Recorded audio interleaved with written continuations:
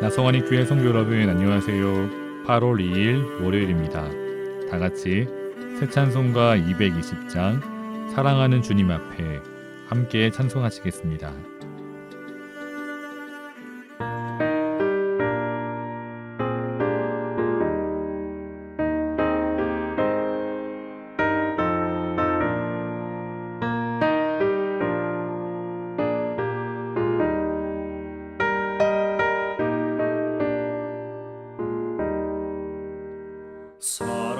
사랑하는 주님 앞에 형제자매 한자리에 그 시련에 생각하며 즐거운 찬송 부르네.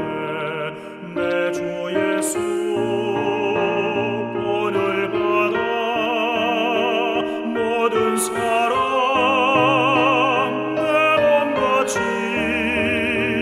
환난 근심 위로하고 진심으로 사랑하세.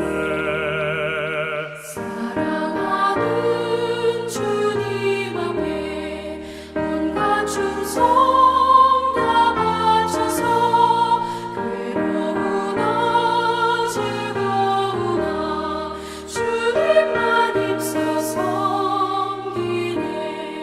우리 주님 거룩한 손 제자들의 버르시사 남 섬기는 종의 도를 몸소에게 보이셨네.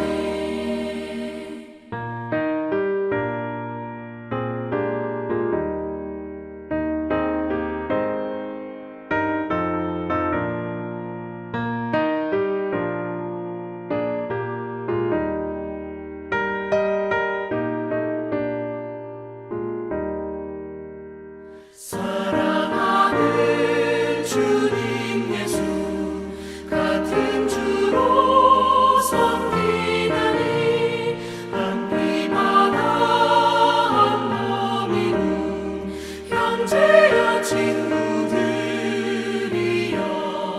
한 몸같이 친밀하고 마음으로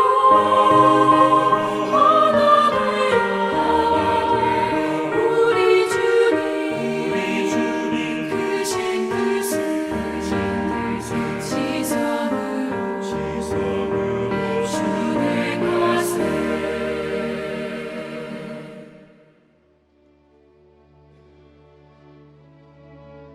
아멘. 오늘 함께 나눌 말씀은 빌레몬서 1장 15절에서 22절입니다. 아마 그가 잠시 떠나게 된 곳은 너로 하여금 그를 영원히 두게 함이리니 이후로는 종과 같이 대하지 아니하고 종 이상으로 곧 사랑받는 형제로 둘 자라. 내게 특별히 그러하거든 하물며 육신과 주 안에서 상간된 내게랴. 그러므로 내가 나를 동역자로 알진대 그를 영접하기를 내게 하듯 하고 그가 만일 내게 불의를 하였거나 내게 빚진 것이 있으면 그것을 내 앞으로 계산하라. 나 바울이 친필로 쓰노니 내가 갚으려니와 내가 이외에 내 자신이 내게 빚진 것은 내가 말하지 아니하노라. 형제여 나로 주 안에서 너로 말미암아 기쁨을 얻게 하고 내 마음이 그리스도 안에서 평안하게 하라. 나는 내가 순종할 것을 확신함으로 내게 썼노니 내가 말한 것보다 더 행할 줄을 아노라. 오직 너는 나를 위하여 숙소를 마련하라. 너희 기도로 내가 너희에게 나아갈 수 있기를 바라노라. 아멘. 빌레몬서는 사도 바울이 보낸 편지 가운데 가장 짧은 편지입니다. 한 장밖에 되지 않습니다. 오늘 이 짧은 편지의 수신자는 1절과 2절을 보시면 빌레몬, 자매 아비야, 그리고 우리와 함께 된 병사된 아키뽀, 그리고 내 집에 있는 교회라고 기록되어 있습니다. 여기서 아비야는 빌레몬의 아내이고 아키포는 빌레몬의 아들 같습니다. 그리고 내 집에 있는 교회는 골로새 교회를 가리킵니다. 그 당시 교회는 오늘날과 같은 건물을 갖지 못했고 개인의 가정에서 함께 모여 예배했습니다. 자신의 집을 예배 장소로 개방할 정도로 빌레몬은 신실하고 또 골로새 교회 안에서 영향력 있었던 성도라고 추측할 수 있습니다. 사랑하는 성도 여러분, 그런데 왜 바울은 빌레몬과 그 가족 그리고 골로새 교회에 편지를 쓰고 있을까요? 더욱이 이 편지를 쓸 때 바울은 로마 감옥 안에 갇혀 있었습니다. 바울은 서두에 자신을 소개하며 그리스도 예수를 위하여 갇힌 자라고 소개하고 있습니다. 성도 여러분, 그 로마 감옥에서 바울은 도대체 왜, 무엇 때문에 펜을 들어 빌레몬에게 편지를 썼을까요? 바로 오네시모 때문입니다. 10절 말씀을 보시면 바울은 오네시모를 갇힌 중에서 낳은 아들이라고 합니다. 다시 말해 오네시모는 바울이 로마 감옥에 투옥되어 있을 때 복음을 전해 얻은 회신자 중 한 사람 같습니다. 그런데 오늘 빌레몬서를 보시면 바울은 그 오네시모를 가리켜 12절 그는 내 신복이라고 합니다. 이 단어는 마음 그리고 내장을 의미하는 스플랑크나입니다. 우리는 이 구절을 통해서 바울이 오네시모를 얼마나 사랑하는지 알 수 있습니다. 하지만 성도 여러분, 문제가 무엇입니까? 사실 이 오네시모는 빌레몬의 노예였습니다. 더욱이 자신의 주인 빌레몬을 배신하고 도망친 노예였습니다. 놀랍게도 그 오네시모가 감옥에서 바울을 만나 예수님을 영접했습니다. 바울에게 누구보다 더 소중하고 사랑하는 동역자가 되었습니다. 그래서 바울은 오네시모와 함께 계속 사역하기를 원합니다. 하지만 그 전에 빌레몬의 허락이 필요합니다. 그래서 오늘 바울은 빌레몬에게 편지를 쓰고 있습니다. 하지만 성도 여러분, 그 당시 사회적 기준으로 봤을 때 바울은 지금 빌레몬에게 너무나 과대한 요구를 하고 있습니다. 함무라비 법전에 의하면 주인으로부터 도망친 노예는 사형에 처해집니다.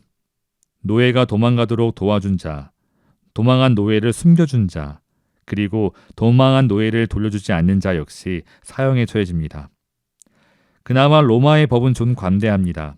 도망한 노예가 다시 잡힐 경우 노예를 죽이지는 않습니다.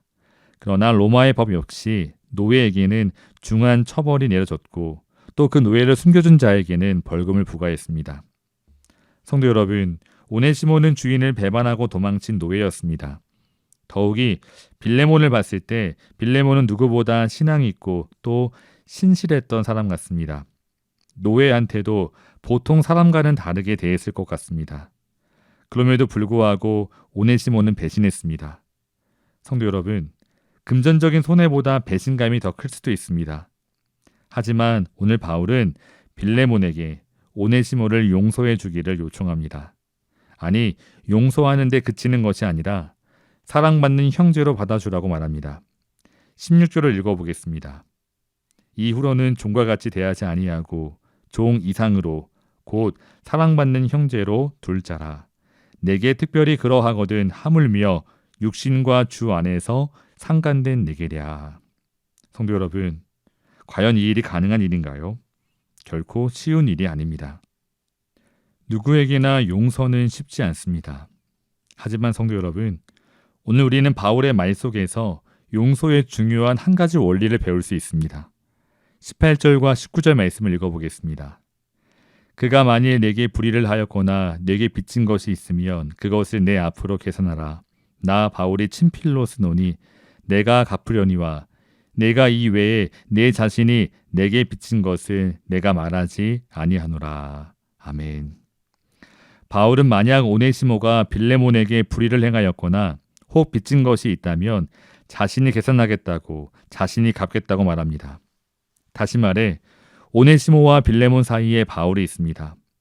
사랑하는 성도 여러분, 빌레몬은 오네시모와의 관계만을 생각하면 그를 용서할 이유가 없습니다. 하지만 오네시모와의 관계 속에 바울이 있습니다. 빌레몬은 바울을 통해서 예수님을 만났습니다. 놀라운 복음의 비밀을 깨닫게 되었습니다. 그 바울이 자신에게 간청하고 있습니다. 성도 여러분, 바울이라면 자신에게 명령할 수도 있습니다. 그러나 9절 말씀을 읽어보시면 사랑으로서 간구합니다. 여기에서 간구하다라는 이 단어는 간청하다, 애원하다라는 의미를 갖고 있습니다. 마태복음 8장을 보시면 한 백부장이 예수님께 자신의 하인을 고쳐달라고 간구할 때 이 단어가 사용되었습니다. 성도 여러분, 지금 자신에게 명령할 수도 있고 또 마땅히 요구할 수 있는 바울이 간청하고 있습니다. 그러므로 빌레몬은 도망친 종 오네시모를 용서해야 합니다. 성도 여러분, 이 원리가 중요합니다. 우리에게 상처 준 사람, 우리에게 피해 준 사람, 그 사람과 우리의 관계만을 생각하면 우리는 그 사람을 용서해야 할 의무가 없습니다. 우리가 피해자입니다. 하지만 성도 여러분, 빌레몬은 오네시모와의 관계 속에서 바울을 생각해야 합니다. 마찬가지로 오늘 우리도 우리의 형제와의 관계 속에서 하나님을 생각해야 합니다. 그러므로 골로새서 3장 13절은 이렇게 말합니다. 누가 누구에게 불만이 있거든 서로 용납하여 피차 용서하되 주께서 너희를 용서하신 것 같이 너희도 그리하고. 아멘. 주께서 너희를 용서하신 것 같이 너희도 그리하고. 성도 여러분, 진정한 의미의 용서는 이처럼 수평적인 인간관계 속에서 수직적으로 하나님을 생각할 때 비로소 가능해집니다.